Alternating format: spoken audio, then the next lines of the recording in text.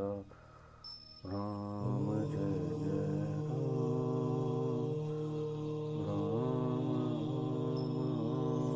सीता राम जय जय राम। जय श्री राम। आगे बालकांड में तुलसीदास जी स्वयंवर के बारे में बता रहे हैं कि जब श्री राम जी ने धनुष तोड़ा तो वहाँ पर परशुराम जी आए।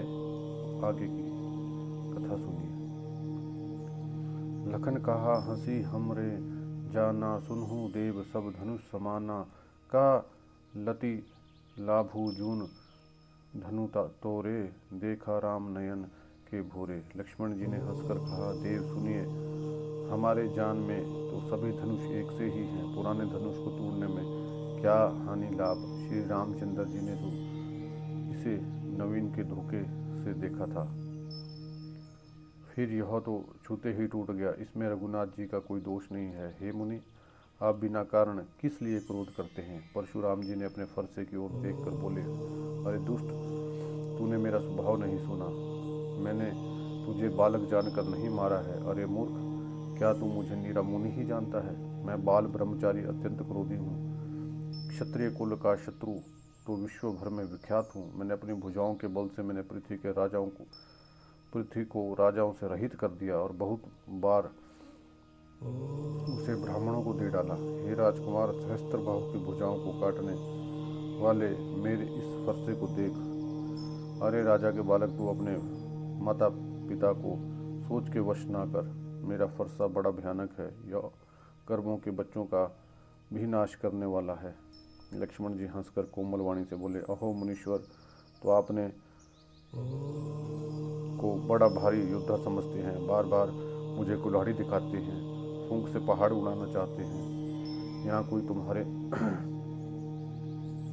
कुमड़े का बतिया नहीं है जो तर्जनी उंगली देख कर ही मर जाती है। कुठार और धनुष बाण देख कर ही मैंने कुछ अभिमान सहित कहा था। भृगुवंशी समझकर और यज्ञोपवीत देखकर तो आप कुछ कहते हैं, उसे मैं क्रोध को रोक कर सह लेता हूँ। देवता, ब्राह्मण, भगवान के भगत और गौ, इन पर हमारे कुल में वीरता नहीं दिखाई जाती, क्योंकि इन्हें मारने से पाप लगता है और इन्हें हार जाने पर अपकीर्ति होती है। इसलिए आप मारे भी जाएं तो आपके पैर ही पड़ना चाहिए। आपका एक एक वचन ही करोड़ों वज्रों के समान है। धनुष बाण कुठार तो आप व्यर्थ ही धारण करते हैं। इसमें देखकर मैंने कुछ अनुचित कहा हो तो उसे धीर महामुनि क्षमा कीजिए। यह सुन भृगुवंश मणि परशुराम जी क्रोध के साथ गंभीर वाणी बोले, हे विश्वामित्र, सुनो, यह बालक बहुत कुबुद्धि और कुटिल है। काल के वश होकर यह अपने कुल का घात बन रहा है। यह सूर्यवंशी रूपी पूर्ण चंद्र का कलंक है। यह बिल्कुल उदंड, मूर्ख और निडर है। अभी क्षण भर में यह काल का ग्रास हो जाएगा। मैं पुकार कर कह देता हूँ, फिर मुझे दोष नहीं है। यदि तुम इससे बचना चाहते हो तो हमारा प्रताप, बल, क्रोध बताकर इसे मना कर दो। लक्ष्मण जी ने कहा, हे मुनि, आपका सुयश आपके रहते दूसरा कौन वर्णन कर सकता है। आपने अपने ही मुंह से अपनी करनी अनेकों बार बहुत प्रकार से वर्णन की है। इतना कहने पे भी संतोष न हुआ तो भी कुछ कह डालिए। क्रोध भरकर असह दुख मत सहिए। आपका वीरता का व्रत धारण करने वाले धैर्यवान और क्षोभ रहित हैं। गाली देते शोभा नहीं पाते। शूरवीरता तो युद्ध में करते हैं कहकर अपने को नहीं जानते।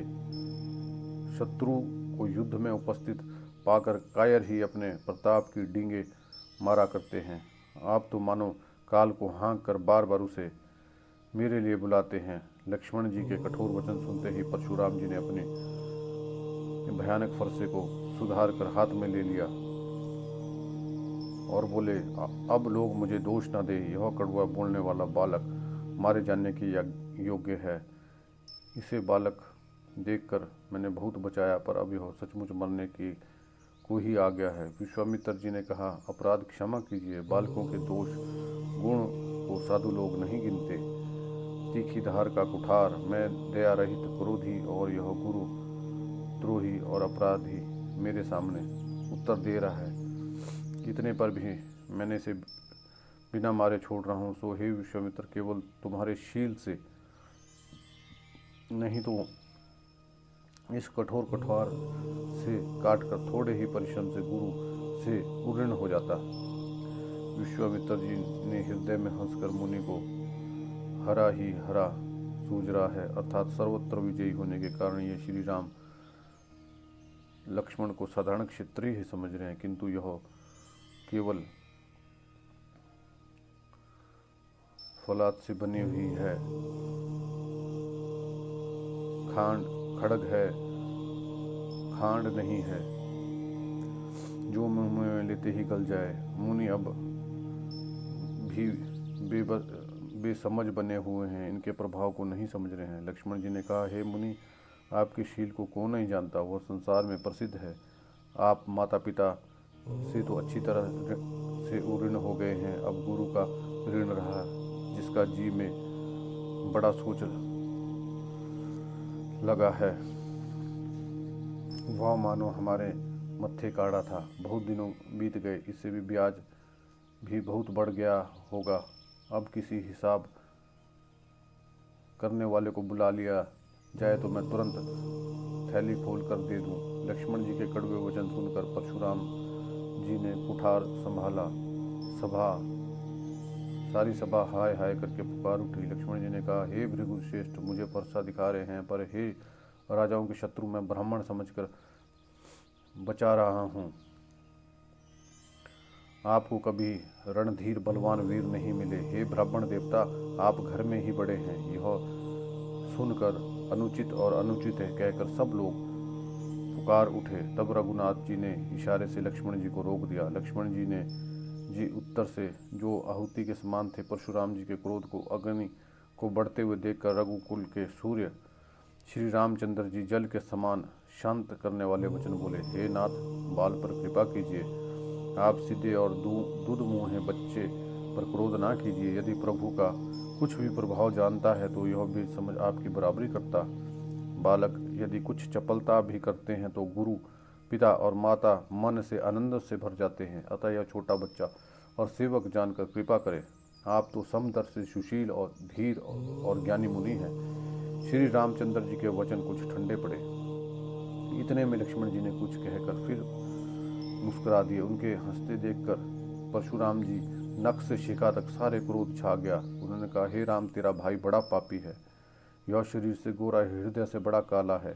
यह विषमुख है, दुधमुहा नहीं, स्वभाव से ही टेढ़ा है, तेरा अनुसरण नहीं करता। यह नीच मुझे काल के समान नहीं देखता।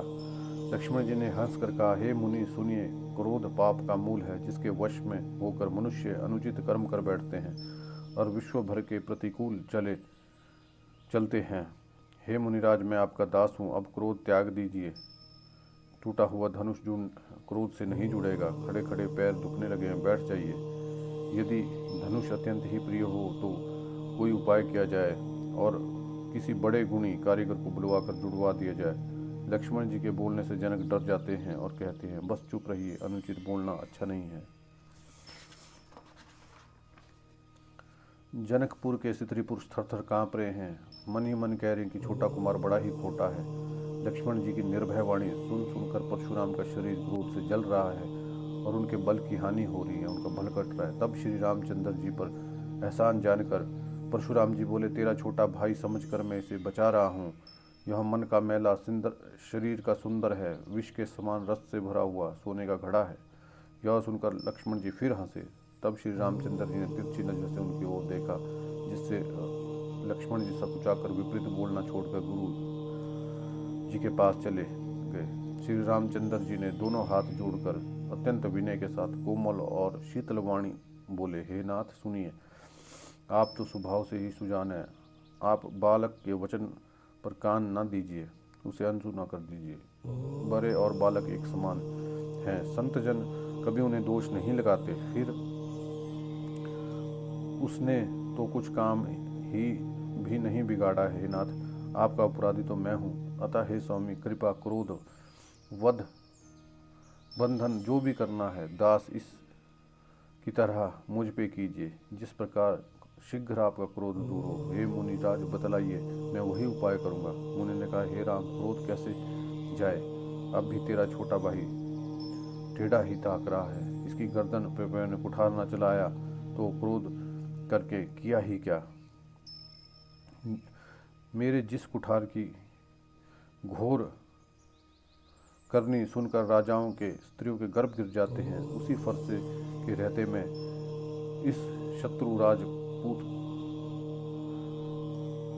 राजपुत्र को जीवित देख रहा हूँ। हाथ नहीं चलता, क्रोध से छाती जलती है। राजाओं का घातक यह कुठार विकुंठित हो गया है, विधाता विपरीत हो गया। इससे मेरा स्वभाव बदल गया, नहीं तो भला मेरे हृदय में किसी समय भी कृपा कैसी? आज दया मुझे यह दुसह दुख सहा रही है। यह सुन लक्ष्मण जी ने मुस्कुराकर सिर नवाया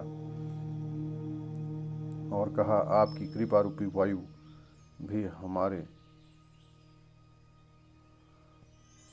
लिए आपकी मूर्ति के अनुकूल ही है। वचन बोलते हैं मानो फूल झड़ रहे हैं। हे मुनि, यदि कृपा करने से आपका शरीर जला जाता तो क्रोध होने पर भी शरीर की रक्षा विधाता ही करेंगे। हे जनक, देख, यह मूर्ख बालक हट करके यमपुरी में निवास करना चाहता है। इसको शीघ्र ही आंखों की ओट क्यों नहीं करते? यह राजपुत्र देखने में छोटा है पर है बड़ा खोटा। लक्ष्मण जी ने हंसकर मन ही मन कहा, आंख मूंद लेने पर कहीं कोई नहीं होता।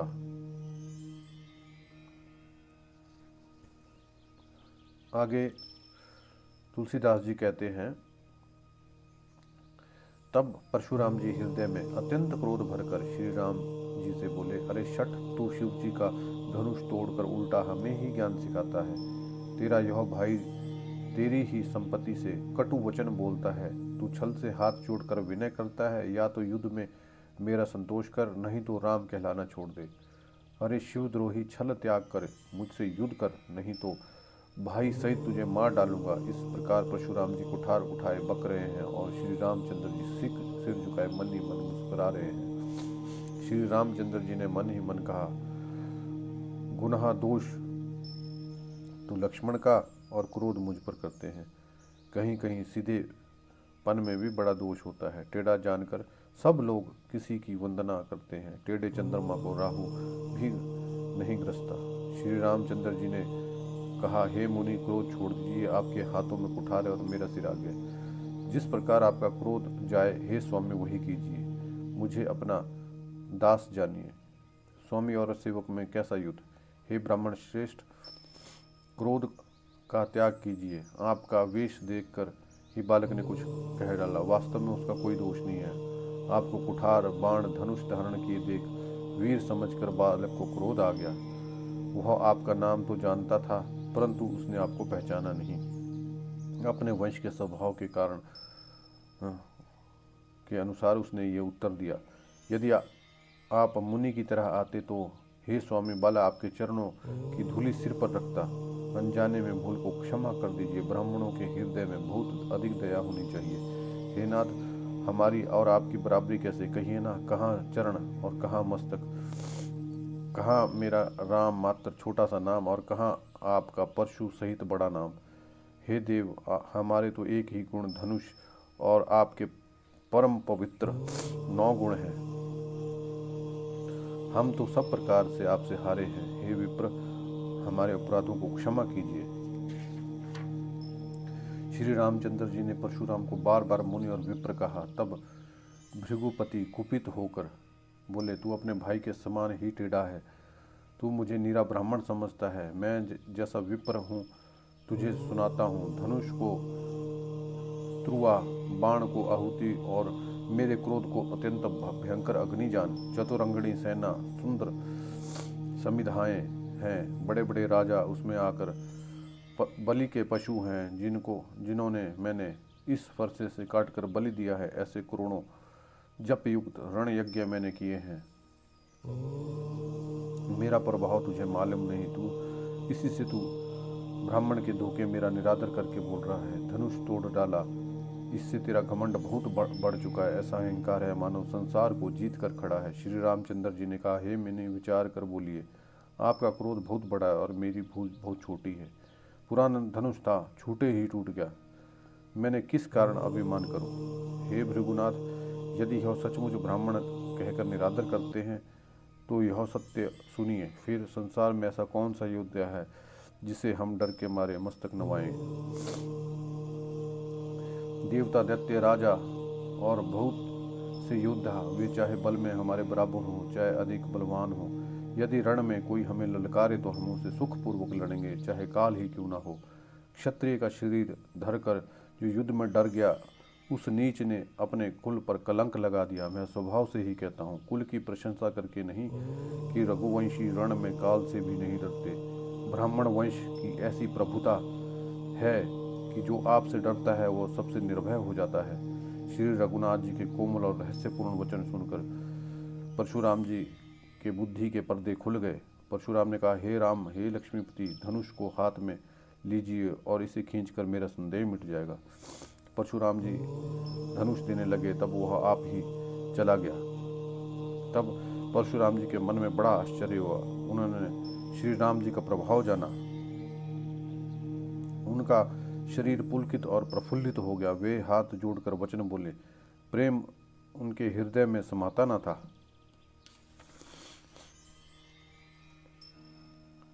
हे रघुकुल रूपी कमल वन के सूर्य, हे राक्षसों के कुल रूपी घने जंगल को जलाने वाले अग्नि, आपकी जय हो। हे देवता, ब्राह्मण और गौ का हित करने वाले, आपकी जय हो। मैं मद, मोह, क्रोध और भ्रम के हरने वाले, आपकी जय हो। है विनयशील, कृपा आदि गुणों के समुद्र, वचनों की रचना में अत्यंत चतुर, आपकी जय हो। हे सेवकों को सुख देने वाले, सब अंगों से सुंदर, शरीर में करोड़ों कामदेवों की छवि धारण करने वाले, आपकी जय हो। मैं एक मुख से आपकी प्रशंसा करता हूँ। हे महादेव जी के मन रूपी मनो सरोवर के हंस, आपकी जय हो। मैं अनजाने में आपको बहुत अनुचित वचन कहे, हे क्षमा के मंदिर, दोनों भाइयों, मुझे क्षमा कीजिए। हे रघुकुल के पताका स्वरूप श्री रामचंद्र जी, आपकी जय हो, जय हो, जय हो। ऐसा कहकर परशुराम जी तप के लिए वन को चले गए। दुष्ट राजा लोग बिना ही कारण के डर से श्री रामचंद्र जी तो परशुराम जी भी हार गए। हमने इनका अपमान किया था, अब कहीं ये बदला न ले, इस डर से डर गए। वे कायर चुपके से जहाँ तहाँ भाग गए। देवताओं के ने नगाड़े बजाए, वे प्रभु के ऊपर फूल बरसाने लगे। जनकपुर के स्त्री पुरुष सब हर्षित हो गए, उनका मुंह में शूल मिट गया। खूब जोर जोर से बाजे बजने लगे।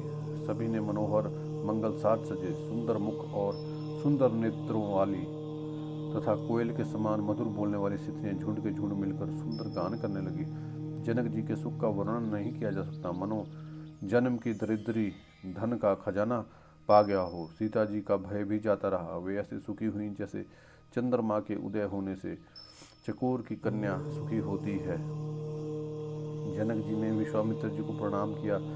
प्रभु ही की कृपा से श्री रामचंद्र जी ने धनुष तोड़ा। दोनों भाइयों ने मुझे कृतार्थ कर दिया। हे स्वामी, अब जो उचित हो सो कहिए। मुनि ने कहा, हे चतुर नरेश, सुनो, यूं तो विवाह धनुष के अधीन था, धनुष के टूटते ही विवाह होगा। देवता, मनुष्य, नाग सब किसी को यह मालूम है, तथापि तुम जाकर अपने कुल का जैसे व्यवहार हो, ब्राह्मणों कुल के बूढ़ों और गुरुओं से पूछकर वेदों में वर्णित जैसा आचार हो वैसा करो। जाकर अयोध्या को दूत भेजो, जो राजा दशरथ को बुला लावें। राजा ने प्रसन्न होकर, हे कृपालु, बहुत अच्छा, उसी समय दूतों को बुलाकर भेज दिया। फिर सब महाराजाओं को बुलाया और सब ने आकर राजा को आदरपूर्वक सर नवाया। बाजार, रास्ते, घर, देवालय, सारे नगरों को राजा को चारों ओर से सजाओ। हरिषि चले निज निज गृह आए, पुनि परिचारक बोली पठाए। रचु विचित्र विधान बनाई, सिरधनी बचन चले सचुपाई। महाजन प्रसन्न होकर चले अपने अपने घर आए। और फिर राजाओं ने नौकरों को बुला भेजा, विचित्र मंडप सजाकर तैयार करो। यह सुनकर सब राजा के वचन सिर पर धरकर सुख पाकर चले। उन्होंने अनेक कारीगरों को बुला भेजा जो मंडप बनाने में बहुत कुशल और चतुर थे। उन्होंने ब्रह्मा की वंदना करके कार्य आरंभ किया और पहले सोने के केले के खंभे बनाए, हरी हरी मणियाँ, पन्ने के पत्ते और फल बनाए और पद्मराग मणियाँ के फूल बनाए। मंडप की अत्यंत विचित्र रचना देखकर ब्रह्मा का मन भी भूल गया। बांस सब हरी हरी मणियाँ के साथ के सीधे और गांठों से युक्त ऐसे बनाए जो पहचाने नहीं जाते थे। सोने की सुंदर नागबेली पानलताएं बनाई जो पत्तों सहित ऐसी भली मालूम होती थी कि पहचानी भी नहीं जाती थी। उसी नागबेली के रचकर पचिकारी करके बंधन बनाए। बीच बीच में मोतियों की सुंदर झालरें हैं।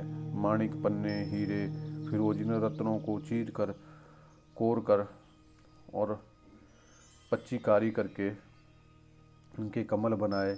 भौरे और बहुत सुंदर रंग के पक्षी बनाए जो हवा के सहारे गूंजते और कूदते थे। खम्भों पर देवताओं की मूर्तियां घड़कर निकाली जो सब मंगल द्रव्य के लिए खड़ी थी। चौके भांति अनेक पुराई, सिंदूर मणिमय सहज सुझाई। गजमुखों के सहज ही सुहावने अनेकों तरह के चौके पुराए। नीलमणि को कौर कर अत्यंत सुंदर आम के पत्ते बनाए। सोने के बाउल और रेशम की डोरी से बंधे हुए पन्ने के बने हुए फूलों के गुच्छे सुशोभित हैं। ऐसे सुंदर और उत्तम बंधनवार बनाए मानो कामदेव ने फंदे सजाए हों। अनेकों मंगल कलश और सुंदर ध्वजा, पताका, पर्दे और चंवर बनाए जिसमें मणियों के अनेक को सुंदर दीपक। उस विचित्र मंडप का तो वर्णन ही नहीं किया जा सकता जिस मंडप में श्री जानकी जी दुल्हन होंगी। किस कवि की ऐसी बुद्धि है जो उसका वर्णन कर सके। जिस मंडल में रूप और गुणों के समुद्र श्री रामचंद्र जी दुल्हे होंगे वो मंडप तीनों लोकों में प्रसिद्ध होना ही चाहिए। जनक जी के महल की जैसी शोभा है वैसी ही शोभा नगर के प्रत्येक घर की दिखलाई देती है। उस समय जिसने तिरहुत को देखा उसे 14 भुवन तुच्छ जान पड़े। जनकपुर में नीच के घर भी उस समय जो संपदा सुशोभित थी उसे देखकर इंद्र भी मोहित हो जाता था। जिस नगर में साक्षात लक्ष्मी जी कपट से स्त्री का सुंदर वेश बनाकर बसती हैं उस पुर की शोभा का वर्णन करने में सरस्वती और शेष भी सकुचाते हैं। जनक जी के दूत श्री रामचंद्र जी की पवित्र पूरी अयोध्या में सुंदर नगर देखकर जो हर्षित हुए हैं। राज द्वार पर जाकर उन्होंने खबर भेजी। राजा दशरथ जी ने सुनकर उन्हें बुला लिया। दूतों का प्रणाम करके चिट्ठी दी। प्रसन्न होकर राजा ने स्वयं उठकर उसे लिया। चिट्ठी बाँचते समय उनके नेत्रों में जल छा गया, शरीर पुलकित हो गया और छाती भर गई। हृदय में राम और लक्ष्मण हैं, हाथ में सुंदर चिट्ठी है। राजा उसे हाथ में लिए ही रह गए हैं, खट्टी मीठी कुछ भी ना कह सके। फिर धीरज धर के उन्होंने पत्रिका पढ़ी।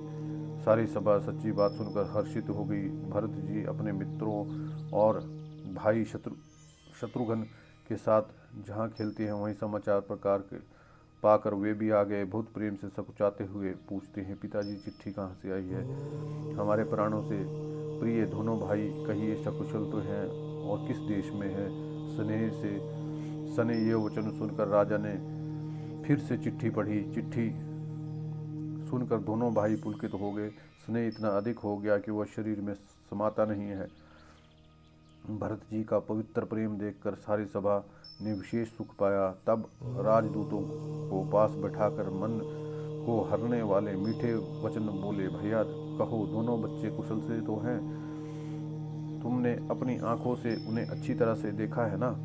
सांवले और गोरे शरीर वाले वे धनुष और तरकश धारण किए रहते हैं। किशोर अवस्था है, विश्वामित्र मुनि के साथ हैं।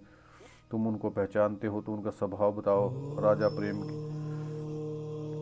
के विशेष वश होने से बार बार इस प्रकार कह रहे हैं। जिस दिन से मुनि उन्हें लिवा गए हैं तब से हमने आज सच्ची खबर पाई है। कहो तो महाराज जनक ने उन्हें कैसे पहचाना। हे प्रिय, वचन सुनकर दूत मुस्कुराए।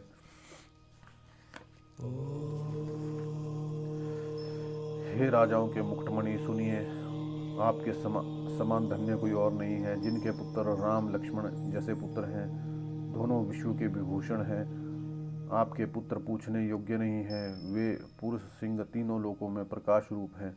जिनके यश के आगे चंद्रमा मलिन और प्रताप के आगे सूर्य शीतल लगता है। हे नाथ, उनके लिए आप कहते हैं कि उन्हें कैसे पहचाना। क्या सूर्य को हाथ में दीपक लेकर देखा जाता है। सीता जी स्वयंवर में अनेकों राजाओं और एक से बढ़कर एक योद्धा एकत्र हुए थे, परंतु शिव जी के धनुष को कोई भी नहीं हटा सका। सारे बलवान वीर हार गए। तीनों लोकों में जो वीरता के अभिमानी थे, शिव जी के धनुष ने सबकी शक्ति तोड़ दी। बाणासुर जो सुमेरु पर्वत उठा सकता था, वह भी हृदय में हार कर परिक्रमा करके चला गया। जिसने खेल ही खेल में कैलाश को उठा लिया, वो रावण भी सभा में पराजय को प्राप्त हुआ। हे मुनि सुनिए, वहाँ रघुवंशी मणि श्री रामचंद्र जी ने बिना ही प्रयास शिव जी के धनुष को वैसे तोड़ डाला जैसे हाथी कमल की डंडियां तोड़ डालता है।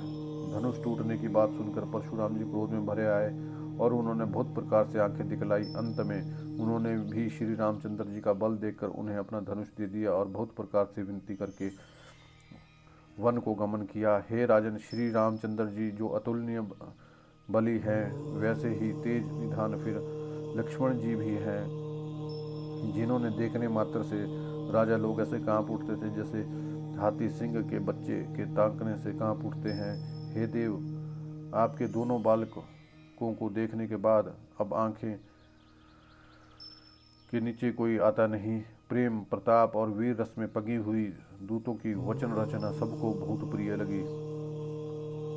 सभा सहित राजा प्रेम में मगन हो गए और दूतों को नछाव वर देने लगे, जो नीति विरुद्ध है। ऐसा कहकर दूत अपने हाथों से कान मुनने लगे। धर्म को विचार कर सभी ने सुख माना। तब राजा ने उठकर वशिष्ठ जी के पास जाकर उन्हें पत्रिका दी और आदर पूर्वक दूतों को बुलाकर सारी कथा गुरु जी को सुना दी।